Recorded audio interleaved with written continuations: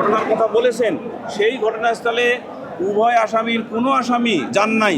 ফলে একটি মামলার মূল উপাদান যে কয়েকটি, তার মধ্যে হলো place of occurrence, time of occurrence এবং ম্যানার অফ অকারেন্স, সেই যে জায়গায় ঘটনার কথা বলা হয়েছে সেই জায়গাতে নাসির কিংবা তামিমা কিংবা উভয়ে কোনো দিনে যান নাই। তাহলে অপরাধ হয় কি করে? এই ফাইন্ডিংস দিয়ে মাননীয় আদালত উভয় আসামিকে বেকসুর খালাস দিয়েছেন।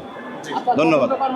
প্রমাণ পেয়েছিলেন, তার মানে কি তদন্ত কর্মকর্তা মানে উদ্দেশ্যমূলকভাবে বা পরিচিত হয়ে এই চাকরি দিয়েছিলেন?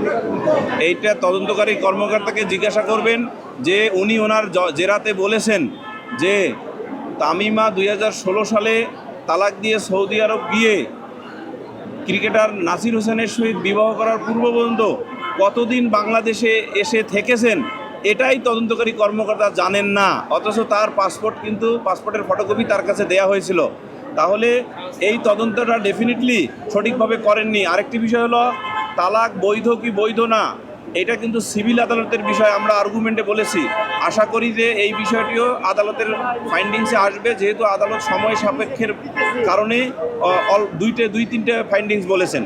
আমরা রায়ের কপি হাতে পাওয়ার পর দেখব যে হ্যাঁ আমাদের আর্গুমেন্টসগুলো সঠিকভাবে কতটুকু এসেছে। যেমন একটা জিনিস বলতে পারি, সেটা হলো যে আমরা একটি উচ্চ আদালতের রায় দিয়েছিলাম, সেই রায়ে বলা হয়েছে তালাক নোটিশ শুধুমাত্র ইউনিয়ন পরিষদের চেয়ারম্যানের নিকট না পৌঁছা মানে এই নয় যে তালাক হয়নি।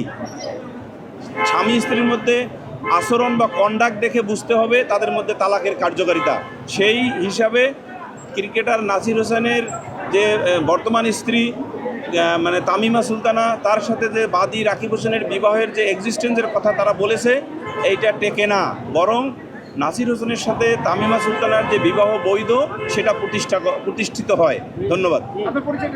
আজিজুর রহমান দুলু, আমি ক্রিকেটার নাসির হোসেনের আইনজীবী। আমি তামিমের পক্ষে ছিলাম।